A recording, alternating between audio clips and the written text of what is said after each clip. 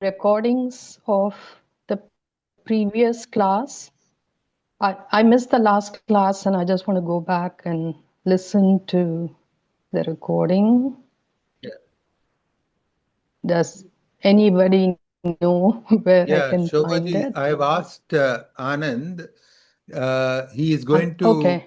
I mean, there are a couple of weeks he has not uploaded yet. So he will clear it by this week and let us know. Okay. Okay. Then he will send the link to all of us. Okay. Yeah. No worries. Yeah. I told him about it. Okay. Yeah. Perfect. Thank you. Thank you. Yeah. Thanks. Om Shruti Smriti Purananam Alayam Karunalayam Namami Bhagavat Padam Shankaram Loka Shankaram Shankaram Shankaracharyam Keshavam Badarayanam Sutra Bhashya Kritav Vande Bhagavantau Punah Punah Ishvaro Gururatmeti Murti Bheda Vibhagine Vyomavat Vyapta Dehaye Dakshinamurtaye Namaha Om Namah Pranavathaya Shuddha Jnanaikamurtaye Nirmalaya Prashantaya Dakshinamurtaye Namaha Om Sahana Vavatu Sahanau Bhunaktu Sahaviryam Karavavahai Tejasvinavaditamastu ma vidvishavahai. Om Shanti Shanti Shanti. Kataksha Kiranat Shanta Naman Mohabdhaye Namaha. Kataksha Kiranachanta Naman Mohabdhaye Namaha. Anantananda Krishnaya Jagan Mangalamurtaye. Anantananda Krishnaya Jagan Mangalamurtaye. Somebody pointed out we are doing verse 20, but I think we've already read several pages of that. But who is going to read? I suggest you read the verse first and then we go to wherever we left off the last class. Who is going to do the reading today? Anybody volunteering to read? Shall I read, Swami, because no one is volunteering? Yeah. Last time I read that. The usual professional readers must give chance to others. I am waiting. Otherwise, I am also in the Qatar. Yeah, please, if you're more than you can do it. Jayaji hasn't read for a long time. Is that right, Jaya? You are on mute, Jaya. Many people are not even read one. No, I didn't want to take up this week, Swami, because last week I missed. But I so very much like. Oh, somehow at this time of the day, my internet connection is also unstable. Okay, who is reading? Let's start by reading the. Yeah. We'll read first the verse itself and then we go to where we left it. If there is anybody else?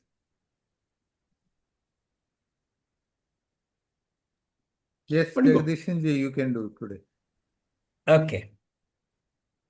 Chetyo paraga rupa me sakshita pina tattviki upalakshana me veyam nistaranga chidambudehe. Then we go to where did we leave it? Where did we leave the reading last time? We left it at 217. 217. Okay. 217, second page, second paragraph. Okay, let's start there. I'll go to 217, where we left. Yeah. This is what the author says. Chetyo paraga rupa me sakshita sakshita api na tatviki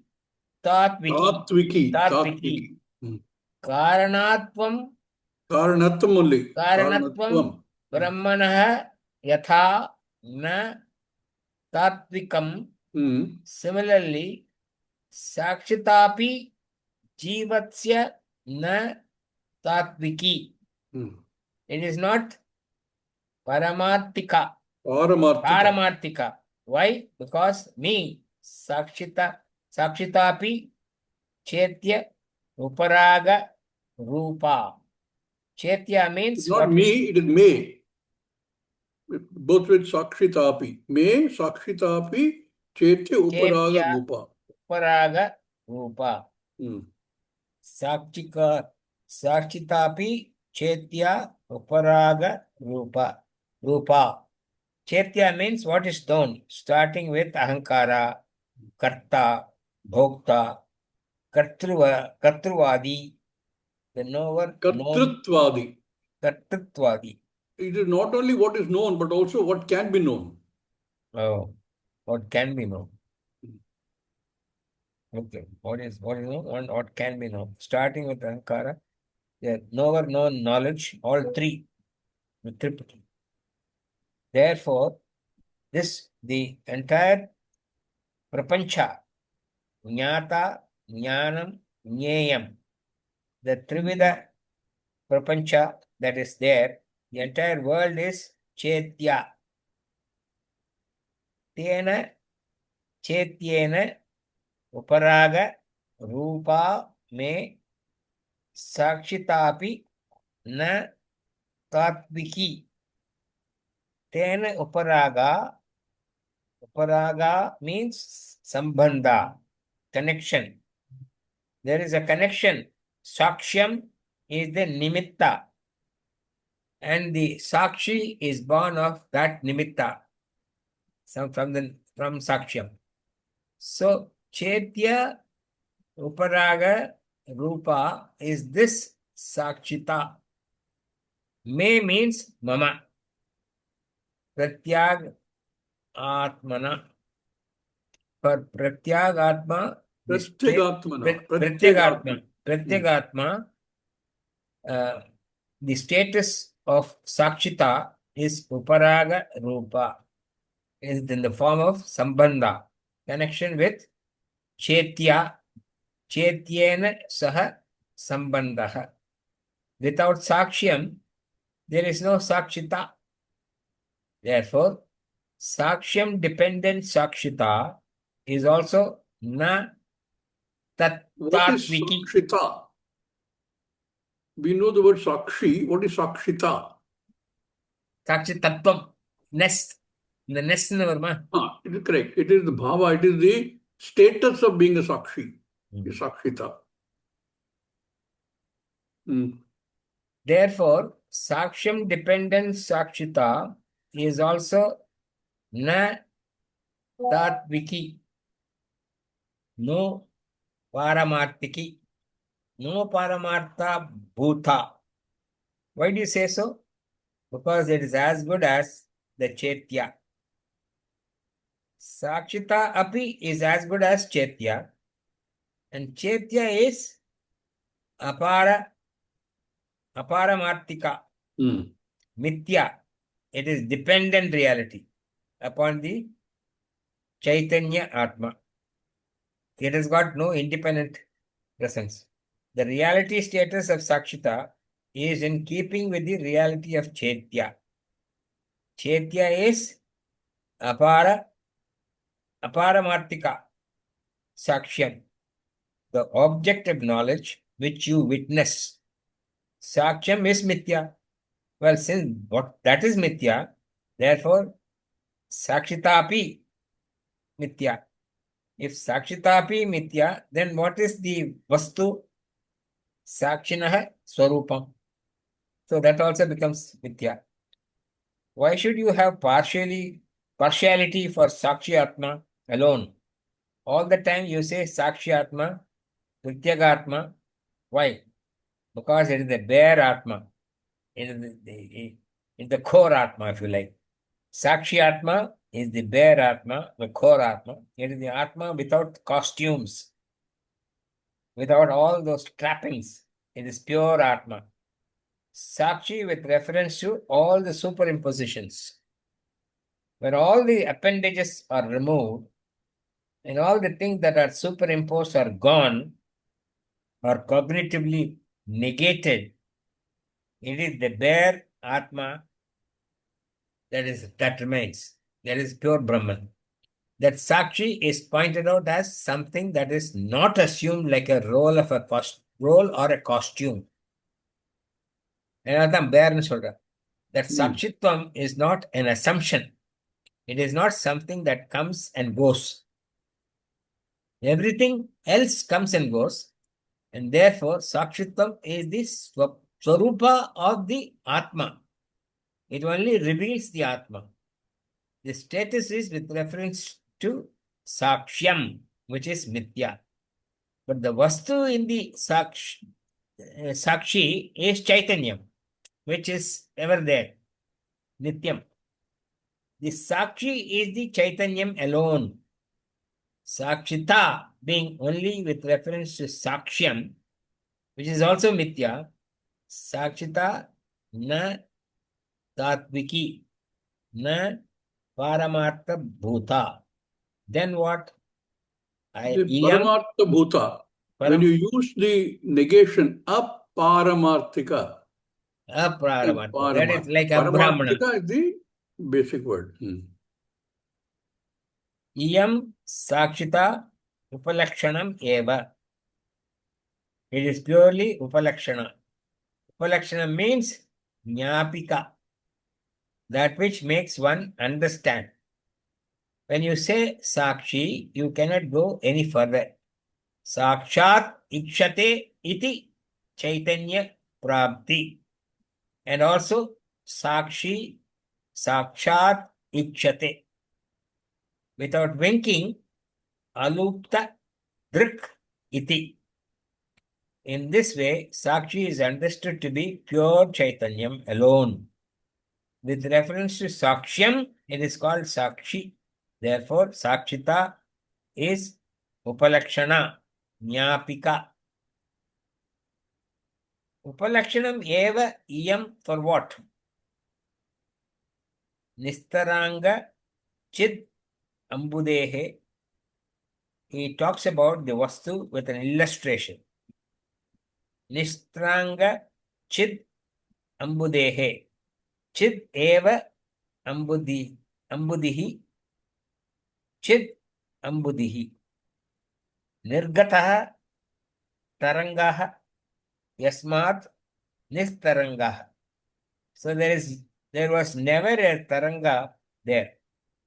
So there was never a wave there. Without taranga, there is one chid vastu.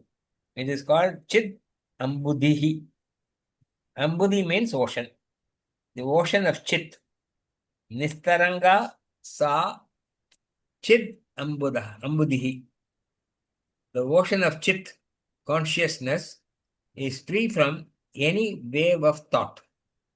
The waveless ocean of consciousness does not have any change. Avikriyaha. Free from vikriya. Vikriya is change. Jnata undergoes a change and manifests as Shrota, Drashta, Ityadi. Sakshi is the one which does not undergo any change at all. With reference to Sakshyam, we call it Sakshi. But then, that is the Upalakshana for pointing out the Pratyag Chaitanyam. Pratyak Chaitanyam, sorry. Which is purely Nistaranga Chit Ambudihi. Therefore, Atmanaha Swataha. Atma itself, there is no vikalpa, no division, no change. When the Saksha vikalpa is not there, I do not require to eliminate the Veda. What was the original argument? When Saksha Veda cannot be negated, then how can I be Advayam Brahma. In fact, I do not require to eliminate Veda. You are talking about a Veda that you want me to eliminate. And then you say, I cannot eliminate it. And I say, I do not require to eliminate it. Since the apparent Veda is Mithya. Because Sakchita is also Mithya. So then someone may ask, how to remove the Mithya Veda, Swamiji? This question can arise only if word Mithya is not Can understood. anybody answer that question? How to remove the Mithya Veda? Mithya itself is Mithya. Sakshyam Veda is only Mithya because both are Mithya. How to remove this Veda? It is not there. So there's no question of removing. Mithya, why should you remove it? Yeah. From the perspective of the Pratyagatma, that is another order of reality. That is Mithya. It has nothing to do with the Atma. Let it be there. Why should you remove it? There's no need. In fact, you cannot remove it because from the perspective of the Jagat, that Veda is real because Sakshi is real, Sakshyam is real. From the perspective of the Jagat, you cannot remove it. You don't have to remove it. There is no need when you look at it from It's the part of Vyavahara. From the Paramarthika perspective, there is no need at all. I like the way he's raising the question. Two different realities. Hmm. Then someone may ask how to remove the Mithya Veda, Swamiji. The question can arise only if word Mithya is not understood. Mithya means that which has no being independent of Satyam. It stands cognitively negated, Vaditam. When a word is used while answering a question, then that word, when not clearly understood, can become the basis of a new question. It happens so many times, no, when trying to answer somebody's question, particularly with relation to this whole idea of Atma and Brahman, you have to explain it using words only.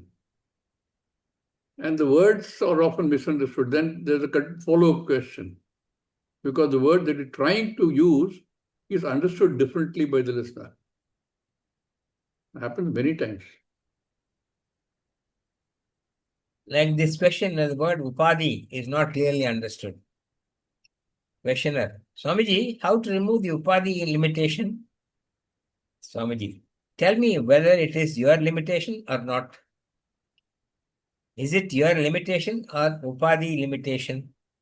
If it is Upadhi limitation, let it be there. If it is your limitation, you'll have to remove that.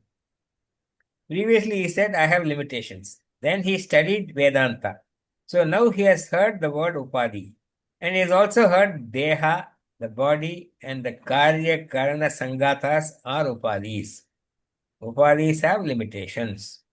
Atma is free from Upadhis. The person assumes the Upadhi limitation is real. So, one more question. Swamiji, how to remove these Upadhi limitations? Swamiji, why should you remove Upadhi limitations when they have no being independent of you? Let them be there.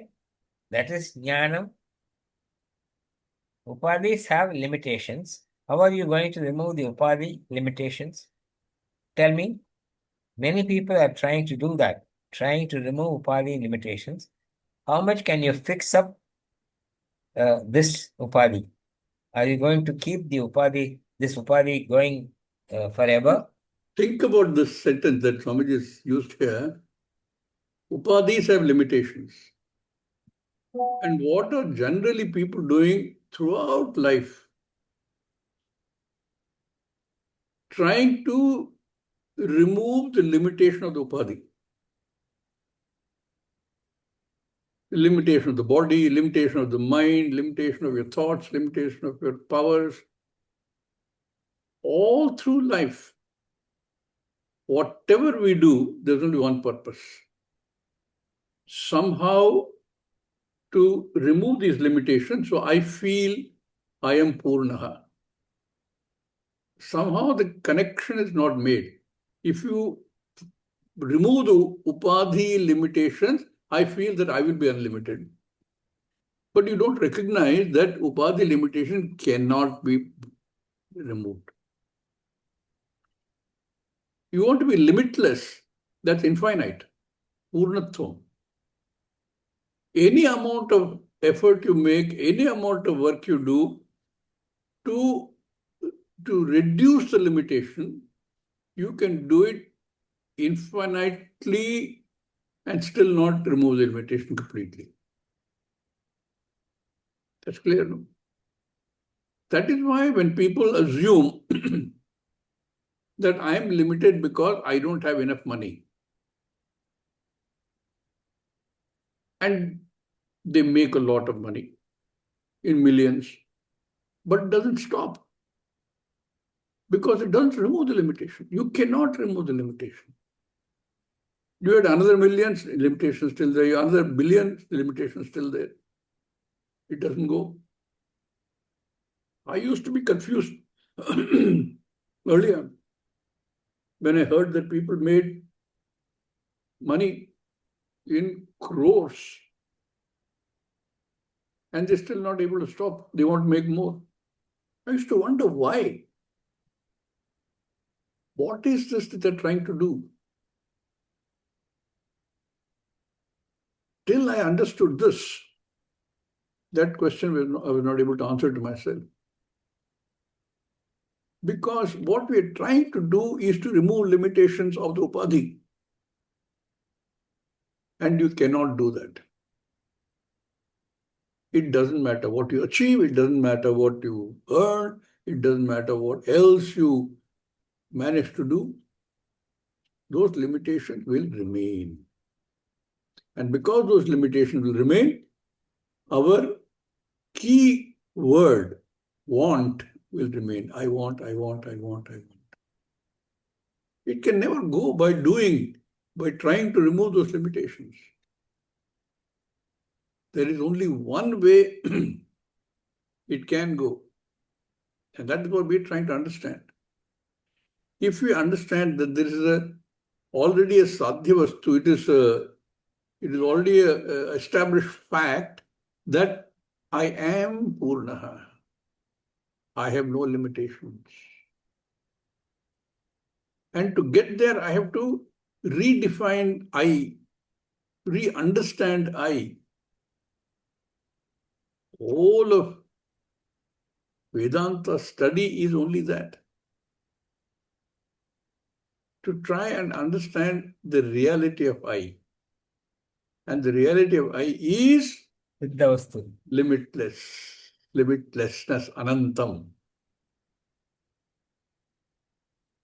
Satchitanandam.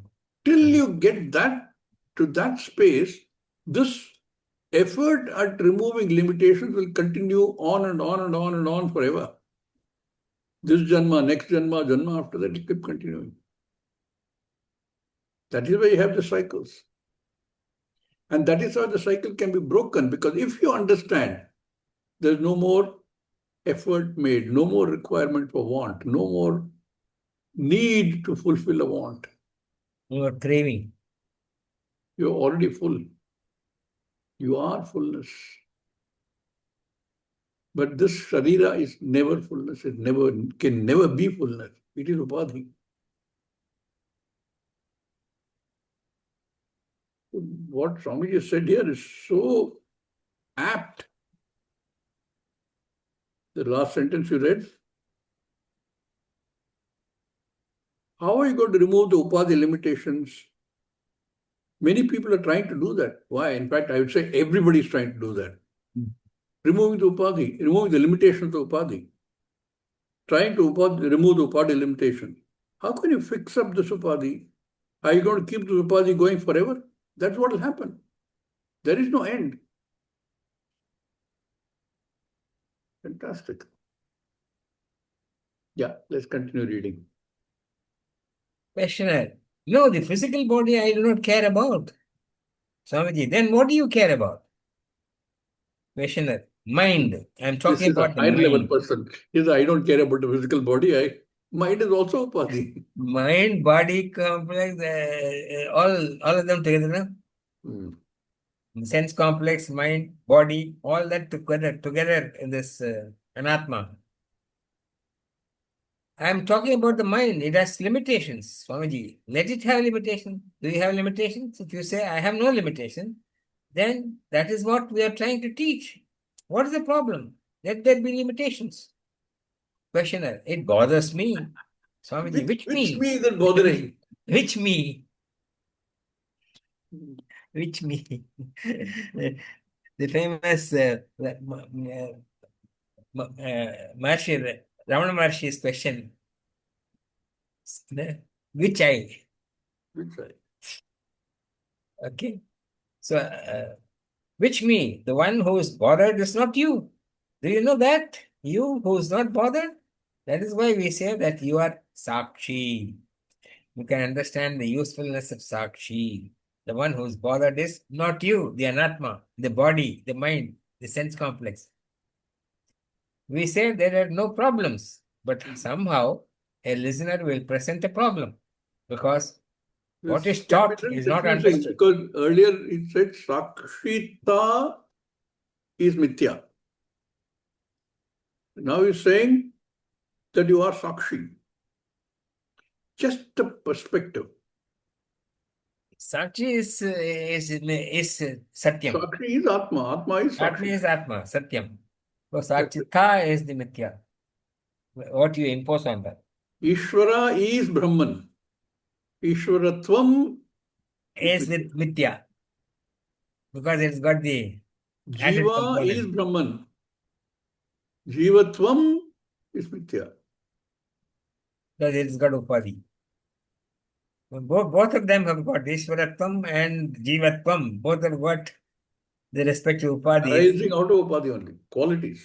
So if you remove the Upadhis on therefore both sides, limitation. what is left is only Brahman. So do you know that you who's not bothered? That's why we say that you are Sakshi. You can understand the usefulness of Sakshi. The one who is bothered is not you, but you are an Anatma. We say there are no problems, but somehow a listener will present a problem because what is taught is not understood. And one falls for another mistake. Like one man who came to Sri Anantarama Dikshitar's pravachanam. There is a footnote. Footnote, okay. If the reality is not clearly understood, it can be mistaken in any number of ways. A rope that is not seen as a rope may be mistaken for anything other than a rope, like a snake, a garland, and so on. Unless the vastu, the true stuff, is correctly understood, one can fall for another form of wrong thinking, another mistake, another upadhi. Swamiji emphasizes the importance of clear understanding. And like one man who came to Sri Anantarama Dikshitar's pravachanam, Anantarama Dikshitar used to flatter people. Yes, I remember that. He, I used to attend way back in the late 40s and early 50s at Venkatesh Agraharam in Mylapore. So, and Rajaji as Chief Minister used to attend also there that time. A boy of about 10 years or something like that. But he used to. Unfortunately, his pravachanam is not preserved well. We went to Salem. His, I think, son or grandson or somebody is there.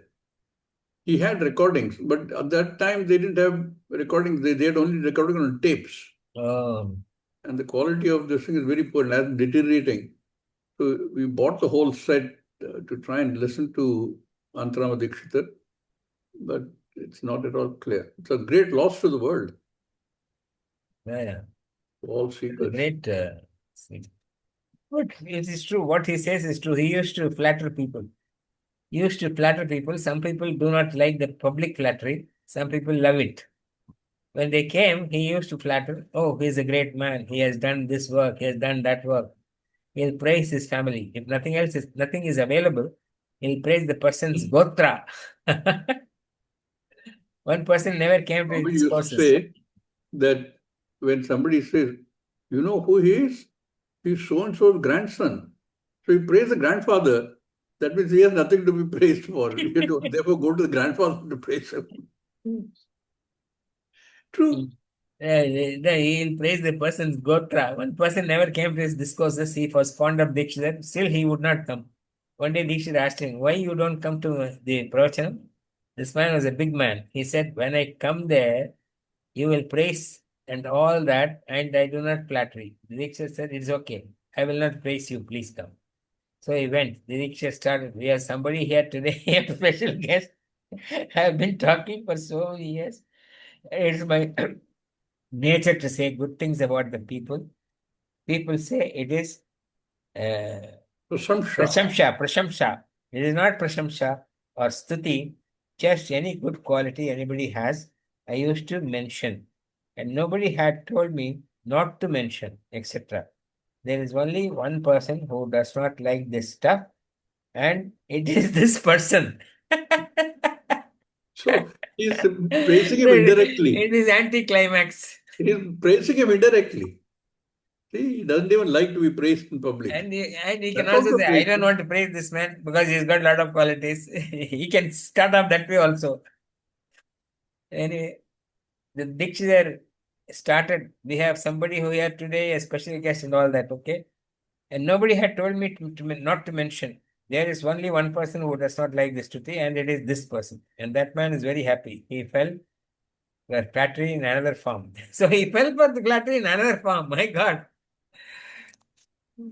The refusal to judge oneself on the basis of the Karya Karana Sangata is Vedanta.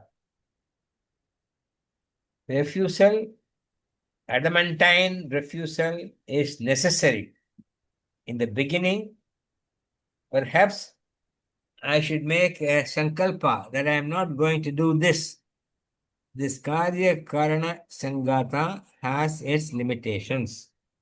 You can put anything on it. It is something like adorning a broomstick with ornaments. It has got a necklace, a jingle bell, etc., but it's still a broomstick. So also this Karya Karana There is a Sangata. saying in Tamil, no? I don't know if you know.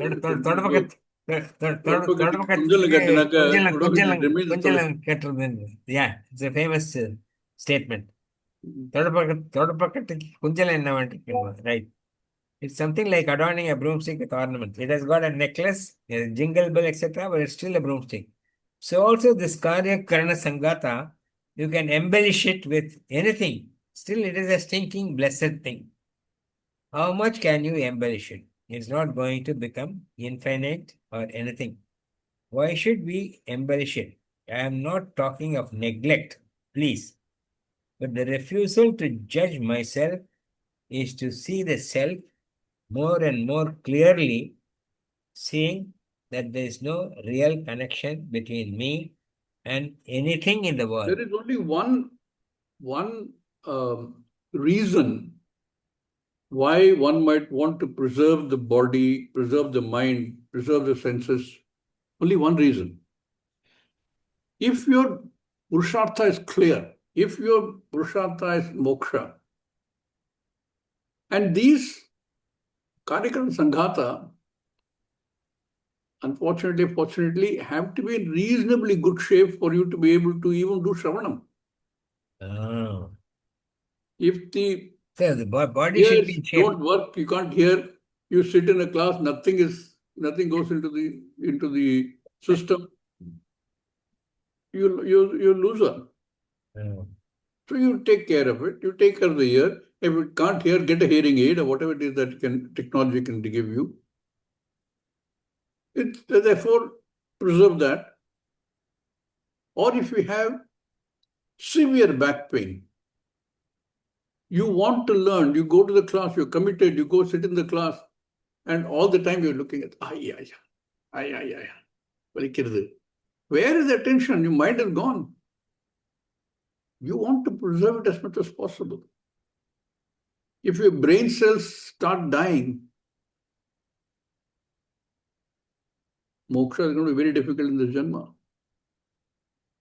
So from that perspective, preserving the upadhi in a reasonable state does make some sense. But it's the only sense in which it makes any logical idea to keep it, to preserve it. So when you pray saying that please keep me healthy, ask yourself why. Fit and healthy. Bas. I want to remain healthy because I want to be able to do Shravanam, Mananam and Nididhyasanam. And unless my body, mind, sense complex is in reasonably decent shape, that's going to be very difficult. Only from that perspective. So you do require the body to be in shape, fit, not go overboard about pampering it. You're absolutely right. When sakshitapi tatviki na asti, Sakshita api, sakshita api. sakshita api sakshitapi. Okay, sakshita api tatviki na asti. Where does the objection stand? The question was, how are you going to eliminate this sakshi saksha beda? We are not going to eliminate it. It cannot be eliminated, but its reality stands negated cognitively. Right. It is not physical removal, it is cognitive removal. By seeing its mithyatvam. Mithyatvam. Really, sahajasya na nivrittihi. Sahajaha is natural. It is natural for this difference to be there. A nivritti of that is not possible. It is it is there, it will be there because it's the way it is. It's the way it's created. So there's footnote also here. Sambandino satornasti. Sambandinoho. Then only reading is correct. Sambandinoho satornasti nivrittihi sahajasya tu. Drishya Viveka, verse 9. Ahankara is a conscious entity and will remain so. Whenever Ahankara is there, a conscious entity will be there. Whenever a conscious being is there, there is an Ahankara. This is Sahaja. It is part of nature. Whenever Ahankara is there, a conscious entity will be there. Whenever a conscious being is there, there is Ahankara. Try and explain this sentence. Ahankara requires a sense of I. That will not come without some form of sentiency. Ahankara cannot be existing. But Swamiji uses the word enlightened Ahankara. Yeah, he does. Because Ahankara is still there. Even for a Jnani, Ahankara is still there. Ahankara you cannot do without. You cannot do without Ahankara. But here even for Jnani. Yeah, even for Jnani. Here what he's saying is whenever Ahankara is there has to be a conscious entity. Chaitanya. Otherwise you don't know Ahankara, you can't see Ahankara, you can't experience Ahankara, you can't touch Ahankara. Therefore, only in a conscious entity, conscious being will there be Ahankara. There is no Ahankara in a stone. There is no Ahankara in water. Ahankara is what? Ahankara, not in Jadavastu. That's what you are saying. Sense of I. That means it is not in a Jadavastu, but in which Ajada. It is a Jadavastu only. But because of the association with your Chidabhasa, it exists. It is true of anything, except, see what happens, all your Sthula Sharira can still exist without a Chaitanyam in the form of Chit. but only in the form of Sat it can still exist. It may not function, it cannot function, but can exist. Easiness can still be there. Easiness was Sat, the Sat aspect of Satchidananda. That is there for Sthula Sharira also. But Ahankara, and in fact all of the Sukshma Sharira, has to have a Chit aspect also.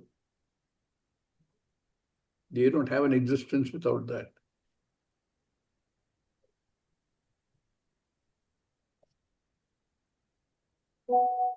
This But is Sat is Sahaja. Chit is Sat, no?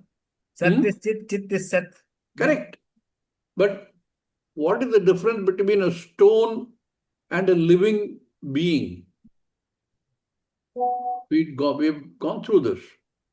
Yeah, that is Jada. Stone is Jada. Jada, but it is still the same, sustained by the same Atma. The aspect of Atma which sustains that is the Sat Atma, easiness, stone ease. But stone does not have the Chit aspect of it because there is no Easiness. Bhasa, no Sukshma Sharira. Whereas a living being has both. Chit aspect, although both are the same, but it is not perceptible in a stone, that aspect of Satchidananda. It is perceptible in a mosquito, perceptible in a hippopotamus, or a human being. Both are perceptible.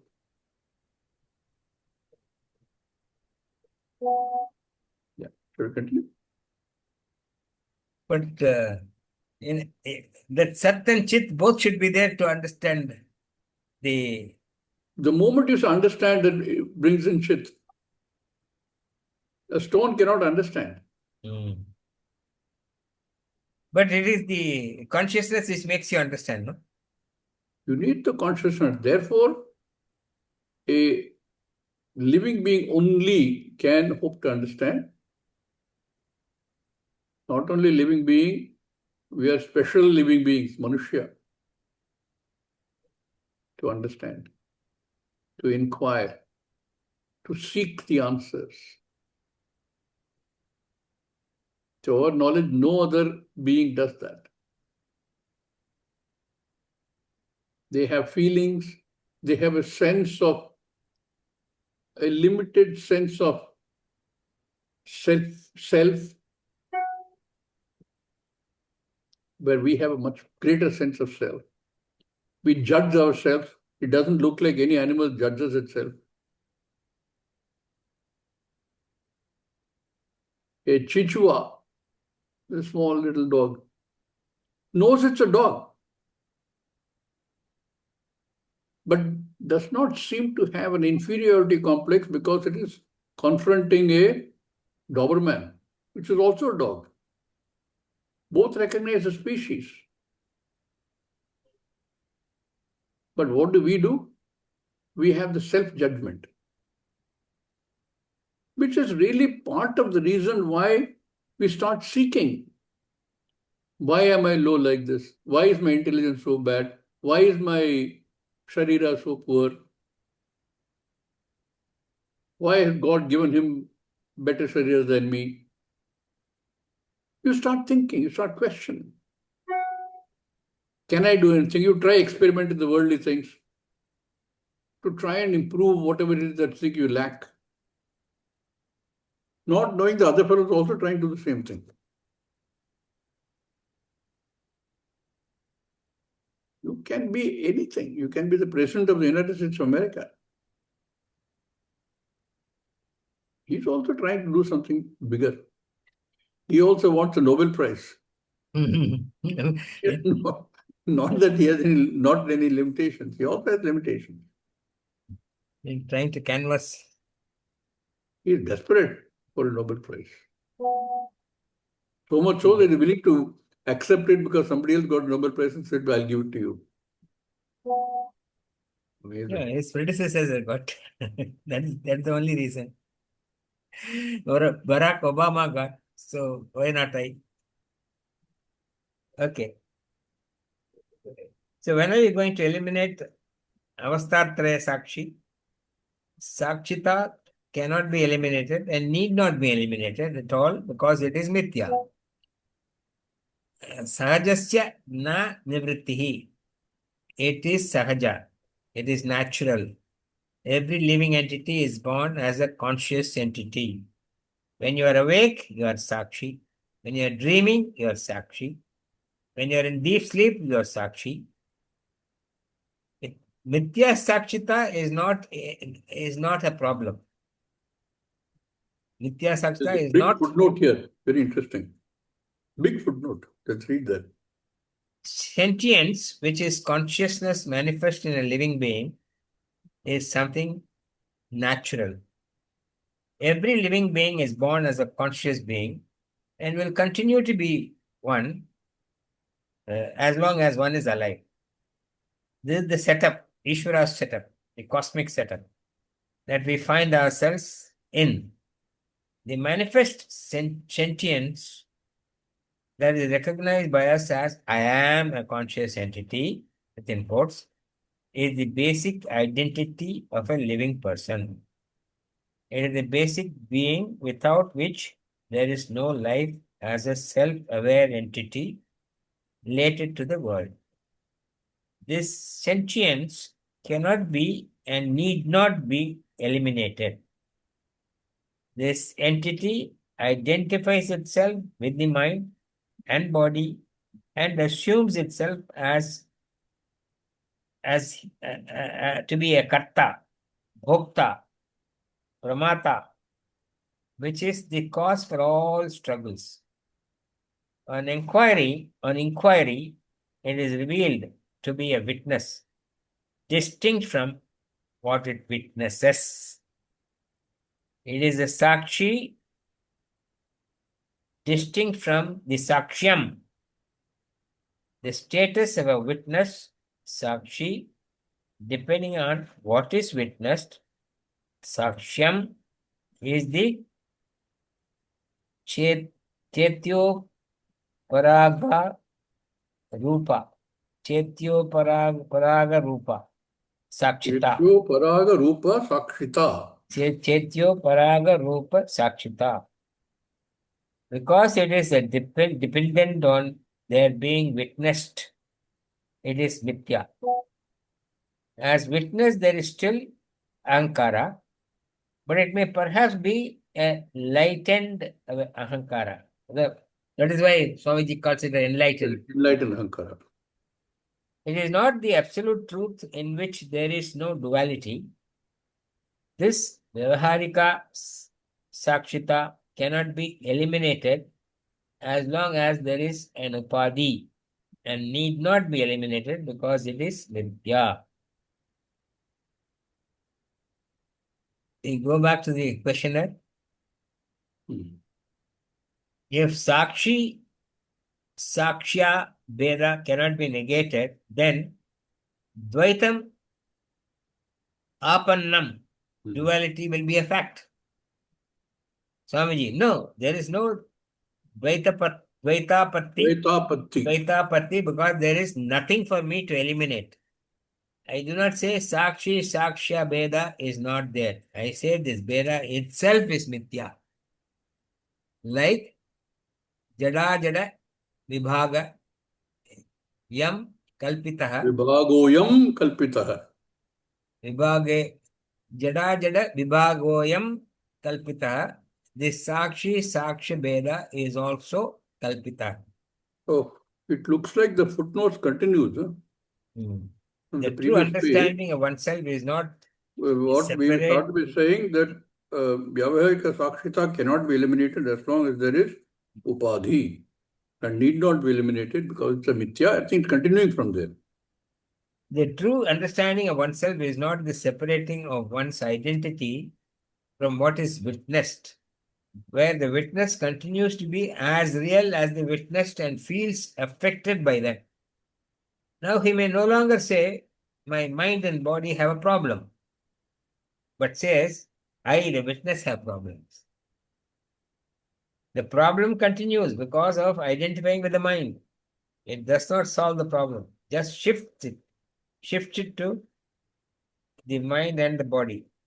More than that, without vichara, forcibly denying one's association with what is witnessed results in dissociation. It only makes the problem more acute and may result in a psychological illness.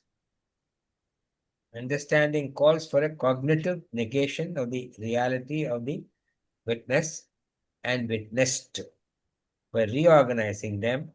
By both- recognizing them. by recognizing them both as drawing their existence from the self-existent, self-evident presence, Sachidananda Atma, me, the only reality. This Atma free from all associations, and the truth of witness and witnessed has to be recognized. This Sachidananda Atma is also called Sakshi because it is in its uninvolved presence that the Sakshi Saksha drama plays out. It pervades and at the same time transcends both the Sakshi and Sakshyam. This is the Mukhyartha of the word Sakshi. The Vachyartha, Amukhyartha, is a relative Sakshi who, by definition, is an uninvolved subject whose very existence depends on something which is objectified or witnessed. The Prakriya uses the Amukhyartha of the word Sakshi for Tvam Pada, for the Tvam Pada Vichara, and the Mahavakya reveals the Mukhyartha as myself.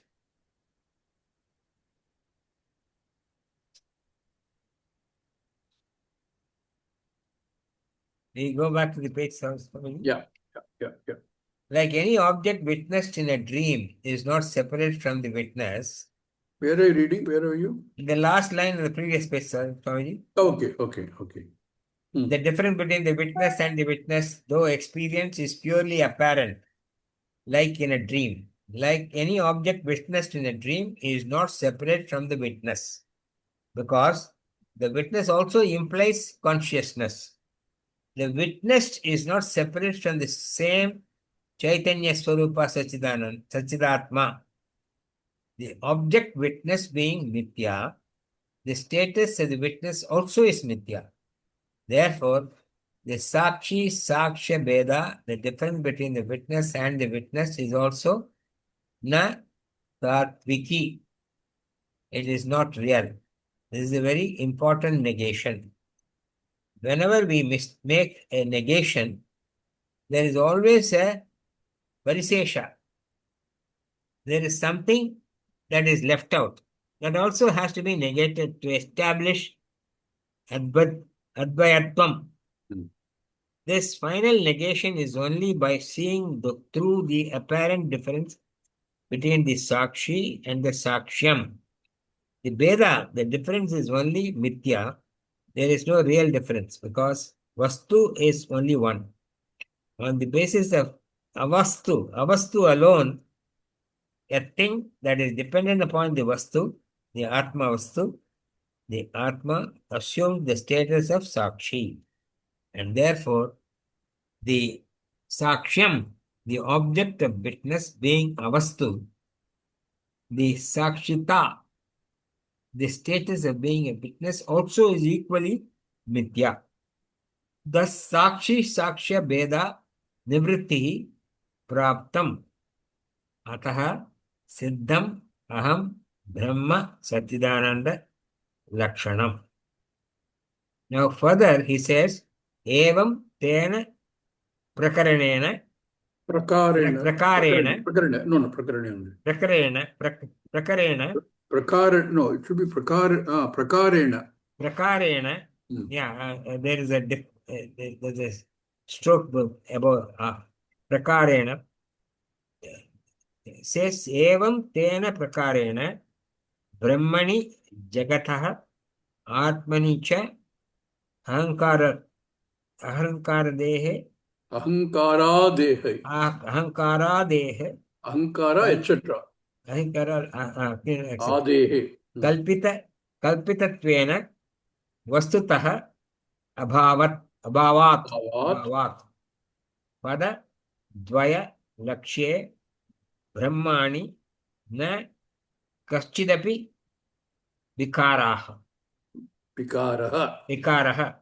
Vastutah, in reality, the ahankara is kalpita upon the atma, and jagat karanatvam is kalpita upon Brahman. So both of which are mithya, and therefore vastu is always ekam, advitiyam. There is only ekam eva vastu. This is pointed out in reference to tatpada and also tvapada. Both are one and the same. In the lakshya, there is no difference. The implied meaning of tatpada and the implied meaning of tvapada is one and the same. Absolutely no difference between them. In this verse, in the previous verse, you're doing the same thing. You take the tatpada, first take the tatvam pada, tvam is what jiva, and cognitively separating jiva and jivatvam. And in this verse, taking tatpada, separating Ishvara and Ishvaratvam cognitively, and then being able to see through both of these and see that the Jiva and the Ishvara that is left after you cognitively remove Jivatvam and Ishvaratvam is only one Brahman. This has been said repeatedly in many ways in the same, in explanation to this verse. Sometimes I feel maybe too often, maybe creating a sense of what is Swamiji trying to say. This is all in simple words, this is all trying to say. Jiva and Brahman Is are one the the same. same if you're able to see through and recognize the Jivatvam and Ishvaratvam as being simply superimposed qualities on Brahman. Stop here today. Om Purnamada Purnamidam Purnat Purnamudachyate Purnasya Purnamadhaya Purnameva Vashishyate Om Shanti, Shanti Shanti, Shanti Shanti. Hari Om. Hari Om. Shri Gurubhyo Namah. Hari Om. Hari Om. Dhanyavadaha, namaskaraha. Dhanyawad. You all will see Om again on Swami. Wednesday. Om Swami.